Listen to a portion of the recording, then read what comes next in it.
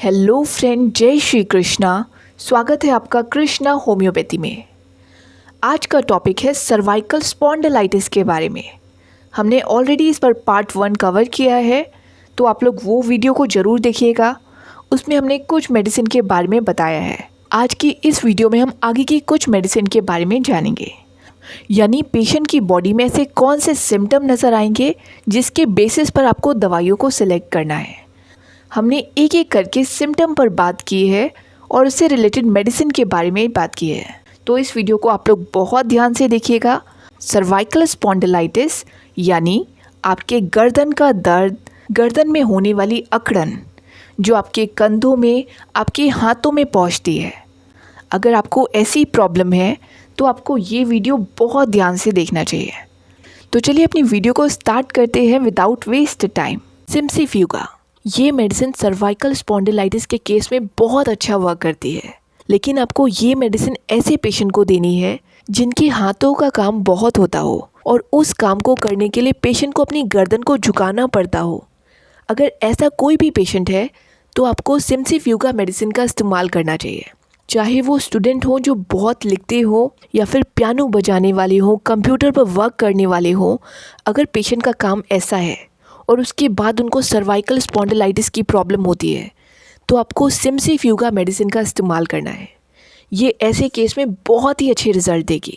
ऐसे में कई पेशेंट आपको आकर बताएंगे कि उनकी गर्दन एक साइड ही शिफ्ट हो गई है और दूसरे साइड मूव करने पर बहुत ज़्यादा दर्द होता है, प्लस पेशेंट की ये प्रॉब्लम उनके राइट हैंड तक चली गई हो। तो ये सब सिम्टम के बेसिस पर आपको सिम्सिफ्यूगा मेडिसिन को देना चाहिए। आपको इसकी 30 पोटेंसी से स्टार्ट करना होगा, दिन में 3 बार 2-2 ड्रॉप। इस केस को सॉल्व करने के लिए नेक्स्ट मेडिसिन है कालमिया। कालमिया मेडिसिन का इस्तेमाल आप लोग ऐसे पेशेंट पर करेंगे जब पेशेंट आपको आकर बताए कि जैसे ही वो नीचे देखते हैं उन्हें चक्कर आने लगते हैं।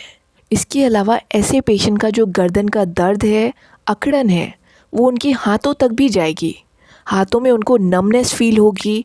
तो आपको ऐसे केस को सॉल्व करने के लिए कालमिया मेडिसिन का इस्तेमाल करना चाहिए। 30 पोटेंसी में आप इसकी 2 ड्रॉप को देंगे दिन में 3 बार। इस केस में आप आर्निका मेडिसिन का भी इस्तेमाल कर सकते हैं। नेक्स्ट मेडिसिन है हाइपरिकम। आपको इस मेडिसिन का इस्तेमाल ऐसे केस में करना है जब पेशेंट को चोट लगने की वजह से सर्वाइकल स्पॉन्डिलाइटिस की प्रॉब्लम हो। ऐसे केस में आप हाइपरिकम मेडिसिन का इस्तेमाल करिए 30 पोटेंसी में। आपको 2-2 ड्रॉप देनी है दिन में 3 बार। इससे बहुत ही अच्छे रिजल्ट मिलेंगे। ये मेडिसिन उस केस में बहुत अच्छी है जब इंजरी के बाद डिस्क कंप्रेस हो जाए। इस कंडीशन में अगर आप हाइपरिकम मेडिसिन की 30 पोटेंसी का इस्तेमाल करेंगे कुछ दिनों तक तो बहुत ही अच्छे रिजल्ट मिलेंगे। बाकी ऐसे केस में आप लोग एसिड फॉस मेडिसिन का भी इस्तेमाल कर सकते हैं जब पेशेंट को बहुत ही ज़्यादा वीकनेस फील हो और चक्कर जैसा आए। ऐसी कंडीशन में आपको एसिड फॉस मेडिसिन को भी साथ में देना चाहिए। आप इसकी 30 पोटेंसी का इस्तेमाल करें, 2-2 ड्रॉप दिन में 3 बार। ऐसे में पेशेंट की जो वीकनेस की प्रॉब्लम है वो बहुत ही जल्दी सॉल्व हो जाएगी। तो ये थी वो कुछ दवाइयाँ जो बहुत ही कॉमन है सर्वाइकल स्पॉन्डिलाइटिस के केस में। बाकी आप लोग कुछ बायोकेमिक सॉल्ट का भी इस्तेमाल कर सकते हैं। मैकफॉस एक बहुत ही अच्छा बायोकेमिक सॉल्ट है ऐसी प्रॉब्लम में। ये बायोकेमिक सॉल्ट बॉडी के अंदर डीजनरेशन को रोकता है और रीजनरेशन करता है। ये आपकी नर्व्स के लिए, मसल्स के लिए बहुत अच्छा है। तो जब भी आपको नर्व से जुड़ी कोई भी इंजरी हो जाए या आपको लगे नर्व्स में कोई भी प्रॉब्लम है, मसल्स में कोई भी प्रॉब्लम है, तो आपको मैकफॉस मेडिसिन का इस्तेमाल करना होगा 6x पोटेंसी में। आपको इसकी 4 टैबलेट को दिन में 3 बार लेना है गुनगुने पानी के अंदर। ये मसल्स और नर्व्स में होने वाली प्रॉब्लम में बहुत अच्छी मेडिसिन मानी जाती है। इसके अलावा एक और बायोकेमिक सॉल्ट है जिसका आप इस्तेमाल कर सकते हैं, कैलकेरिया फॉस। कैलकेरिया फॉस ऐसे केस में बहुत अच्छे से वर्क करेगी जब आपको स्टिफनेस की प्रॉब्लम हो स्पाइनल मसल्स में या फिर नेक एरिया में। तो ऐसे केस में कैलकेरिया फॉस मेडिसिन बहुत अच्छा वर्क करेगी। आपको ये दोनों बायोकेमिक सॉल्ट को तो लेना ही लेना है। बाकी आपके सिम्टम के बेसिस पर जो भी दवाई सूट करे आपको वो लेनी चाहिए। इससे आपकी सर्वाइकल स्पॉन्डिलाइटिस की प्रॉब्लम बहुत ही जल्दी सॉल्व हो जाएगी। एक और दवाई है जो इस केस में बहुत अच्छा वर्क करती है। अगर किसी को सर्वाइकल स्पॉन्डिलाइटिस की प्रॉब्लम इमोशनली डिस्टर्ब होने की वजह से हुई है, यानी ऐसे लोग जो अपने गुस्से को सप्रेस कर गए हो किसी भी कारण से और उसके बाद उनको सर्वाइकल स्पॉन्डिलाइटिस की प्रॉब्लम हुई है। ऐसे में पेशेंट आपको आकर बताएगा कि उनको मसाज करने से बहुत आराम मिलता है और जब जब वो गुस्सा करते हैं उनका वो दर्द बढ़ जाता है।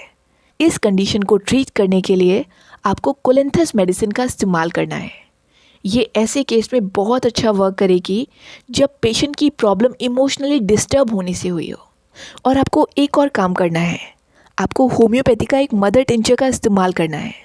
आपके सिम्टम के बेसिस पर आप जो भी दवाई ले रहे हैं वो तो आपको लेनी ही है, उसके साथ आपको 2 बायोकेमिक सॉल्ट को लेना है प्लस इस मदर टिंचर का इस्तेमाल करना है। इस मदर टिंचर का नाम है लेकनेंथिस। आपको इसकी 10 ड्रॉप को लेना है दिन में 3 बार आधे कप गुनगुने पानी के साथ। ये मदर टिंचर स्टिफनेस को भी सॉल्व करेगा, पेन को भी सॉल्व करेगा। तो ये थी होम्योपैथी की वो कॉमन दवाइयाँ जो सर्वाइकल स्पॉन्डिलाइटिस के केस में वर्क करती है। बाकी पेशेंट के सिम्टम के बेसिस पर और भी दवाइयों को इंक्लूड किया जा सकता है। इसलिए आज हमने जितनी भी मेडिसिन के बारे में जाना है ये सभी वो कॉमन मेडिसिन है जो आप अपने सिम्टम के बेसिस पर ले सकते हैं। लेकिन हमारी राय तो यही रहेगी, आप लोग सेल्फ मेडिकेशन करने की जगह पर अपने नज़दीकी होम्योपैथी डॉक्टर के पास जाएं, अपने प्रॉपर सिम्टम उन्हें बताएं ताकि वो आपकी अच्छे से केस स्टडी करके आपको दवाई दे सके। देखिए, आप लोग एक बात और समझिए, दवाइयाँ अपनी जगह पर वर्क करेंगी नो डाउट, लेकिन आप लोगों का एक्सरसाइज करना बहुत इम्पॉर्टेंट है। आपको अपनी मसल्स को फ्लेक्सिबल बनाना होगा। अगर आपके नेक में पेन की प्रॉब्लम है, स्टिफनेस की प्रॉब्लम है, तो आपको हल्की हल्की एक्सरसाइज करनी ही होगी ताकि वो मसल्स फ्लेक्सिबल बने। आपको अपनी डाइट के अंदर उन चीज़ों को लेना होगा जिससे आपकी मसल्स रिलैक्स हों, फ्लेक्सिबल बने। आप देसी घी का सेवन करिए, आप नट्स और सीड का सेवन करिए ताकि आपकी बॉडी में वात बैलेंस रह सके। देखिए, अगर आयुर्वेद की बात करें तो आपकी बॉडी में अगर कहीं भी दर्द हो रहा है तो उसके पीछे सबसे बड़ा कारण है वात का इम्बैलेंस होना। इस कंडीशन में आपको उन चीज़ों को शामिल करना होगा जिससे आपकी बॉडी के अंदर वात बैलेंस हो, और अपनी डाइट में से ऐसी चीज़ों को बिल्कुल हटाना होगा जो आपकी बॉडी की ड्राइनेस को बढ़ाएं। आपको योग को फॉलो करना चाहिए, कपालभाति, अनुलोम विलोम। इससे आपकी बॉडी के अंदर प्रॉपर ऑक्सीजन जाएगा और आपकी जो नसें दब गई हैं वो रिलैक्स होंगी। तो ये था आज का session. So friend, I hope आपको आज की इस वीडियो से काफ़ी कुछ नई नॉलेज मिली होगी। सो फ्रेंड, इस वीडियो को यहीं पर स्टॉप करते हैं। अगर आप लोग आगे भी इसी तरीके की होम्योपैथी दवाइयों के बारे में जानना चाहते हैं तो हमारे इस चैनल को सब्सक्राइब करिए, वीडियो को अपने फ्रेंड्स और फैमिली मेम्बर्स में शेयर करिए। और हाँ, एक और इम्पॉर्टेंट बात, आप में से जो भी ये वीडियो देख रहे हैं, अगर उन्हें ये वीडियो पसंद आई तो प्लीज़ इसे लाइक करिए। आपके लाइक करने से यूट्यूब इसे दूसरों तक पहुंचाता है। So friend, that is it for the day. I hope you like my session. If you really like it, then please subscribe it and share with your friends and family members. Till then, stay safe, stay healthy. Have a good day.